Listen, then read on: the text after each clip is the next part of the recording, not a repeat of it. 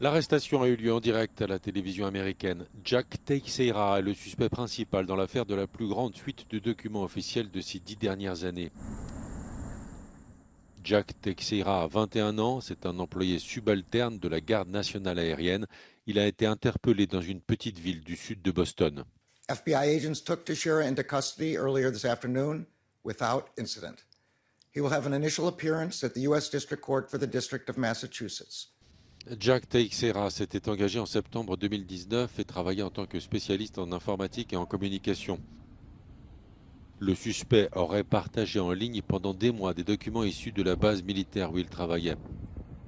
Le président américain s'est dit préoccupé que cela ait pu arriver et le Pentagone a lancé une enquête. It is important to understand that we do have stringent guidelines in place for safeguarding classified and sensitive information. This was a deliberate criminal act, a violation of those guidelines. Jack Teixeira partageait des documents sur un groupe privé en ligne du réseau social Discord. Certains documents révèlent notamment les inquiétudes des États-Unis sur l'avenir de la guerre en Ukraine. Après quasiment 3 mois de conflit social, nouvelle et 12e journée de manifestation en France contre la réforme des retraites. Selon le ministère de l'Intérieur, 380 000 manifestants ont défilé ce jeudi contre 570 000 le 6 avril. C'est la deuxième plus faible mobilisation depuis le début du mouvement, après celle du 11 mars. Des opposants nettement moins nombreux donc, mais toujours déterminés à poursuivre le mouvement. Il faut qu'on sorte par le haut de cette situation et la meilleure façon, c'est le retrait de la loi, soit par le Conseil constitutionnel ou soit par la mobilisation qu'on veut maintenir.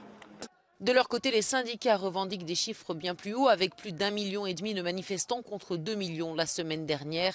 Objet de toutes les attentions, le Conseil constitutionnel, qui doit valider ou non ce vendredi la loi controversée, a été placé sous haute surveillance. Les responsables syndicaux devaient se réunir pour préparer leur réaction commune aux différents scénarios en fonction du verdict des sages.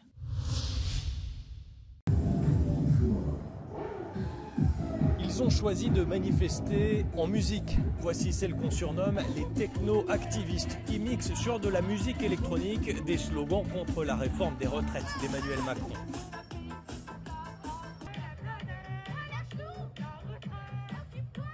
On rejette, c'est le système qui sous-tend la réforme des retraites. Et en fait, c'est un système qui veut nous faire travailler plus pour produire plus. Et jamais on pose la question de mais produire plus pourquoi? Est-ce que c'est juste pour continuer à enrichir une poignée d'actionnaires? Est-ce que c'est juste pour continuer à vouloir atteindre une croissance qui serait celle qui nous rendrait heureux, mais ça ne nous rend pas plus heureux en fait? Ce qu'il faut faire à l'aune du dérèglement climatique et du fait qu'on se dirige vers le chaos climatique, c'est juste réfléchir à qu'est-ce qui est essentiel, qu'est-ce qui est non essentiel. Comme les centaines de milliers de manifestants qui ont défilé ce jeudi à travers la France, elle espère que le mouvement ira jusqu'au bout. Il faut un retrait de la réforme. En fait, Emmanuel Macron refuse, pour l'instant, il refuse de reconnaître qu'il a eu tort. Mais en fait, c'est la seule issue. Personne ne veut cette réforme. Même économiquement, elle est mal ficelée, elle est mal faite. Le mouvement social, je ne sais pas quelle forme va continuer à se mobiliser. Mais en tout cas, cette colère, elle ne va pas disparaître du jour au lendemain. Cette opposition non plus.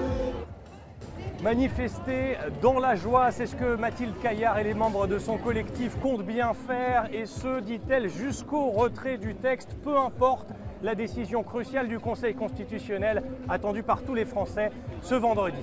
Cyril Forneris, Euronews, Paris. Je suis à la maison, c'est par ces mots prononcés en irlandais que Joe Biden s'est adressé au Parlement d'Irlande.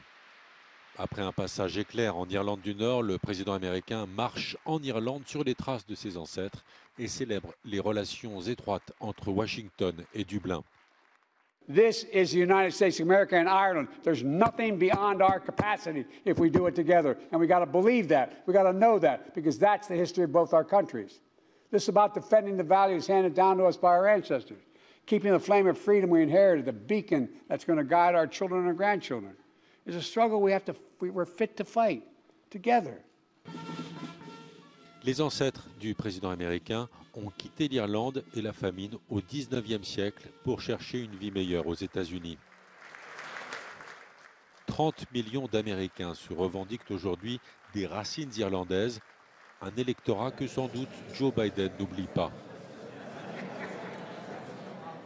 Joe Biden will end his visit to Ireland on Friday. He'll visit a Catholic basilica in the town of Knock and will conclude his visit with a public address in the town of Ballina, where his great-great-great-grandfather, Edward Blewett, emigrated from Ireland over 140 years ago. This is Ken Murray for Euronews at Dublin Castle. La Roumanie, l'Ukraine et la Moldavie affichent leur union face aux menaces posées par l'agression russe. Lors d'une conférence sur la mer Noire à Bucarest, les trois pays ont signé des accords de coopération pour renforcer la sécurité dans leur région. La vice-ministre ukrainienne des Affaires étrangères demande aux pays partenaires de sanctionner plus fermement Moscou. As we say in Ukraine, everything started from Crimea and everything should be resolved in Crimea. The Crimea lesson learned us that the appeasement language Putin takes as weakness. So the suggestion that comes from Ukraine and has been supported by Romania and Moldova and many other countries that we have to be a bit more decisive when it comes to isolation of Russia, sanctioning of Russia. La région de la mer Noire est cruciale pour l'OTAN et pour l'avenir de la sécurité européenne. Le ministre ukrainien des Affaires étrangères a appelé à faire de cette mer une mer de l'OTAN. Moscou a rétorqué que la mer Noire ne sera jamais une mer de l'OTAN.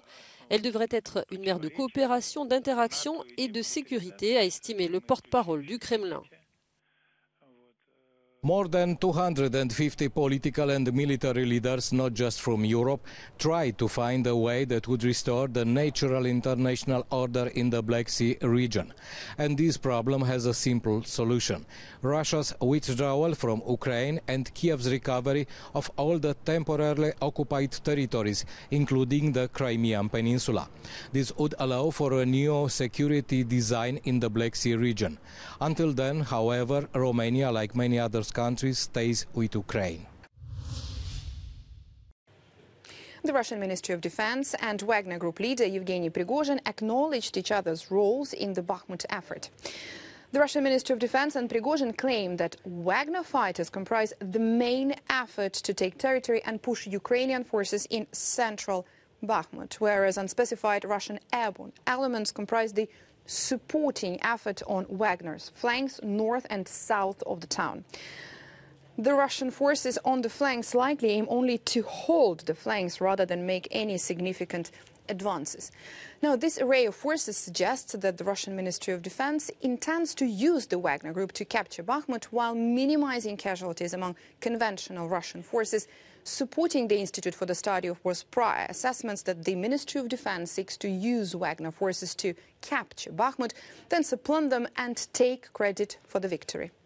Russian forces continued ground attacks in and around Bakhmut and did not make any confirmed gains in the city. The Ukrainian General Staff reported that fierce fighting is ongoing within Bakhmut and that Russian troops conducted unsuccessful offensive actions near Khromovo, 3 kilometers west of Bakhmut, and Bogdanivka, 5 kilometers northwest. The Institute for the Study of War says Russian forces are visually confirmed to control at least 76.5% of Bakhmut as of the 11th of April. The think tank says Wagner Group is likely involved in the removal of Ukrainian civilians, including children from Bakhmut, by moving them further into Russian-occupied territory or deporting to the Russian Federation.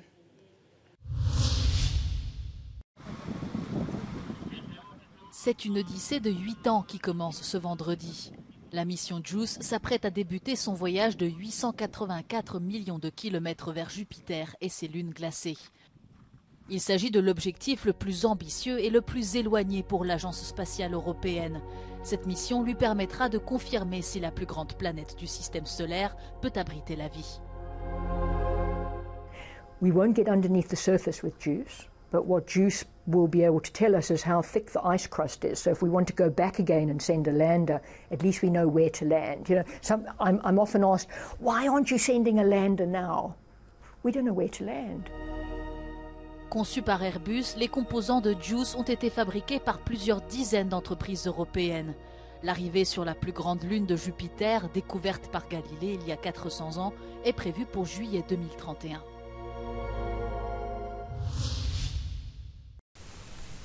Le plan d'irrigation agricole autour du parc naturel espagnol de Doñana provoque des tensions. Le gouvernement régional conservateur d'Andalousie veut une amnistie pour les exploitations illégales de fraises qui utilisent l'eau des zones humides, dont l'état environnemental est critique. Les écologistes et la Commission européenne ne cachent pas leurs inquiétudes. La Cour de justice de l'Union a d'ailleurs déjà condamné l'Espagne pour manquement à la protection de cette réserve naturelle. If necessary, the Commission will have the possibility to take further measures to ensure that Spain complies with that Court of Justice ruling. But at the moment, as I say, we're assessing the observations that have been submitted and, of course, following closely the developments. La Commission a transmis une lettre le mois dernier dans laquelle elle avertit Madrid qu'elle pourrait lancer une procédure judiciaire pour imposer de lourdes sanctions. L'institution souligne que si la nouvelle loi espagnole est approuvée, ce serait une violation flagrante de la décision de la Cour de justice de l'Union. Pour certains eurodéputés, les conséquences pourraient être irréversibles pour le parc naturel. En este caso lo que hemos hecho es interpelar de nuevo, denunciar de nuevo ante la Comisión Europea este atropello, pidiendo de alguna manera que se pongan en marcha todas esas medidas a las que se comprometió ya la Comisión y en su caso, pues si fuera necesario, solicitando la aplicación de medidas cautelares para paralizar este ecocidio. Les zones humides et l'écosystème du parc de Doñana sont sérieusement dégradés. Les dernières données indiquent que 59% des plus grandes lagunes sont asséchées depuis 2013.